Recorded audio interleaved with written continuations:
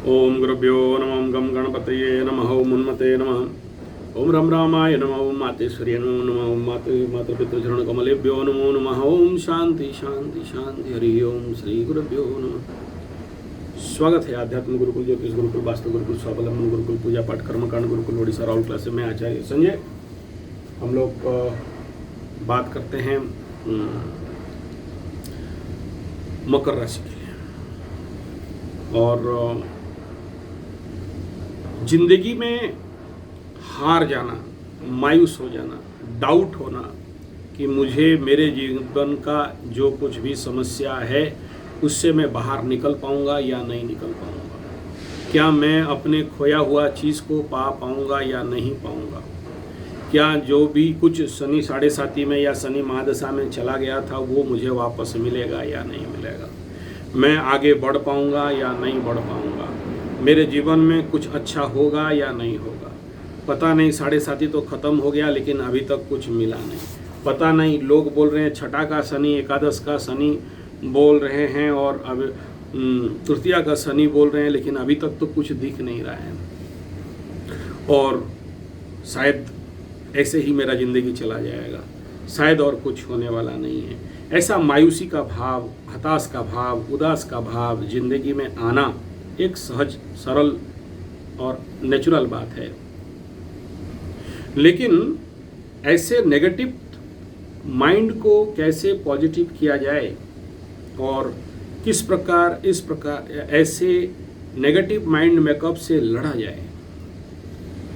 आप लोगों को लगेगा कि कोई यूट्यूब में या टीवी में या कोई कोर्स में बड़े सारे पर्सनालिटी डेवलपमेंट के हैं क्लासेस और ट्रेनिंग और जितने सारे आपको बड़े बड़े भाषण देते हैं, आपको मोटिवेशनल स्पीकिंग देते हैं, 8-10 घंटा 2 दिन 3 दिन आप बहुत मोटिवेट रहते हो, फिर से आपका बैटरी डाउन हो जाता है। क्यों डाउन हो जाता है? क्योंकि इस समय शनि का साढ़े साथी है, शनि का महादशा है। नेचुरल फिनोमिनन में आपके अंदर आइसोलेशन, नेगेटिव थॉट, नेगेटिविटी और एक प्रकार का आपके अंदर वैराग्य भाव, संन्यास भाव, उदासीन भाव रहता है।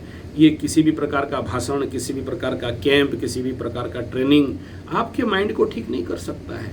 उसके लिए एस्ट्रोलॉजिकल रेमेडी ही चाहिए होता है। अब यहाँ पर मैं ऐसे कंडीशन पे जो लोग फंसे हुए हैं वर्तमान समय में, मानसिक लेवल पे जो हारे हुए हैं, हताश हैं, उदास हैं, निराश हैं और अपने आप को मतलब इस प्रकार के नेगेटिव थॉट जैसे जैसे आप दिमाग में डालते हो, उनके लिए और पर्टिकुलरली कुछ लोग जिनका इस प्रकार का दशा अंतर्दशा चल रहा है और अभी भी वहाँ से बाहर नहीं निकल पाए, उनके लिए कहूँगा कोई लड़की लड़का धोखा धोखी का सदमा से बाहर नहीं निकल पाया है, कोई ब्लैकमेलिंग का सदमा से बाहर नहीं निकल पाया है, किसी को रोग बाग पकड़ लिया है, सुख के पतला हो गया है, कल तक शेर था, सांड था, एकदम बमबमा के था और शनि महादशा या साढ़े साथी या किसी कंटक शनि के कारण बीमार उमार नहीं है, कोई बीमारी दिख नहीं रहा है, लेकिन सुख के पतला होकर झड़ गया, एकदम पचक गया है एकदम और अपने अंदर ताकत नहीं है, कॉन्फिडेंस में कमी हो गया है, 100 बीमारी उसको घेर लिए हैं और उसको रास्ता दिख नहीं रहा है। तो इस प्रकार के भी कुछ सिनेरियोज कुछ लोगों के ज़िंदगी में होता है। मैं इस क्षेत्र में कल एक वीडियो देखा, कोई एक बहुत बड़ा जो एरोप्लेन से छलांग मारते हैं और पैराशूट में उतरते हैं, धीरे धीरे आकाश छत्ता में उतरते हैं। तो ऐसे वो उसका बहुत ज़्यादा एक्सपीरियंस था, 500 बार 1000 बार कुछ कूदा हुआ था और एक दिन उसके साथ कुछ गलती ये हो गया कि सब कोई ग्रुप में कूदे और सबका आकाश छतरी खुल गया, पैराशूट खुल गया, लेकिन इसका नहीं खुला और ये उसी स्पीड में धीरे धीरे गिरने लगा, 10,000 मीटर, 4,000 मीटर, 3,000 मीटर, 2,000 मीटर।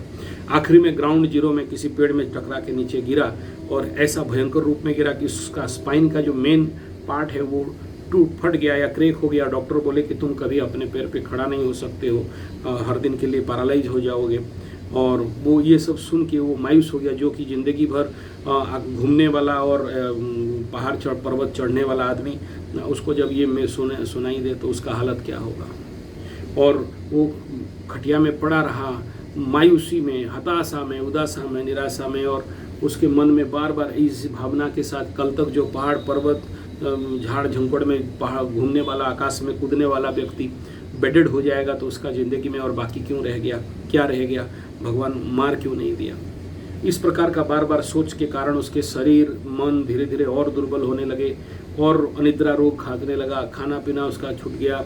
वो बहुत ऐसे ही सडन एक घटना घटा। उसी के हॉस्पिटल के डॉक्टर तो बोल दिया खुल के कि ये कभी ठीक नहीं हो सकता है। तो चित्र एक ठो देखा कि हिमालय के ऊपर कोई चढ़ा हुआ है और वो खुश हो गया और रेंगते हुए उस फोटो को पकड़ा और अपने आप को बोला कि मैं अगर ठीक हो जाऊंगा तो मैं हिमालय के ऊपर चढ़ूंगा, एवरेस्ट के ऊपर चढ़ूंगा, जो भी। तो वो बोला और उसी के ऊपर सोचते सोचते मतलब उस भावनाओं को लेते लेते रात को सो गया है और उस सुबह उठ के देखता है कि उसको धीरे धीरे अच्छा लगने लगा है, वगैरह वगैरह। वो कहानी है, सत्य घटना के आधारित है।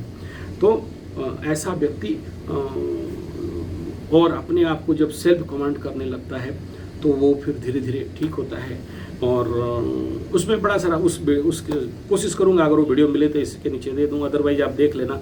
जो आसमान से गिरने के बाद भी जिंदा रहा। तो बोलते हैं ना, भगवान जो करता है प्राणी के मंगल के लिए। और जिसका कुंडली में आयु लिखा हुआ है तो 15,000 20,000 फुट या मीटर के ऊपर से गिर के भी जिंदा है तो उसका आयु है तो मरेगा नहीं। तो उसके बाद वो ठीक होता है अपने आप को सेल्फ कमांड करके। वो अपने आप को वर्कआउट करता है, जो भी जितना भी होता है, फिजियोथेरेपी और भी जो भी जानता है वो सब करके, और एक दिन वो हिमालय चढ़ जाता है।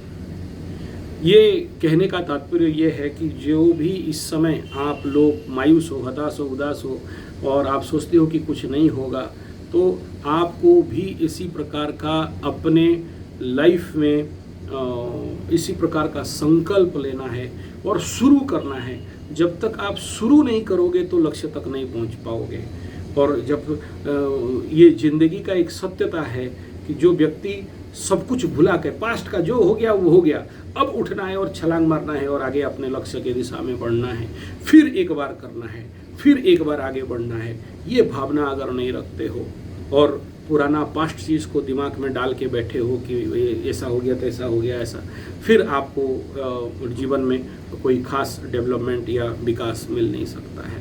तो एनीथिंग इट में भी जो लोग इस प्रकार के मनोवैज्ञानिक स्थिति में हैं, मैं कहूँगा कि भूल जाओ सारा बात और फिर से रीस्टार्ट करो।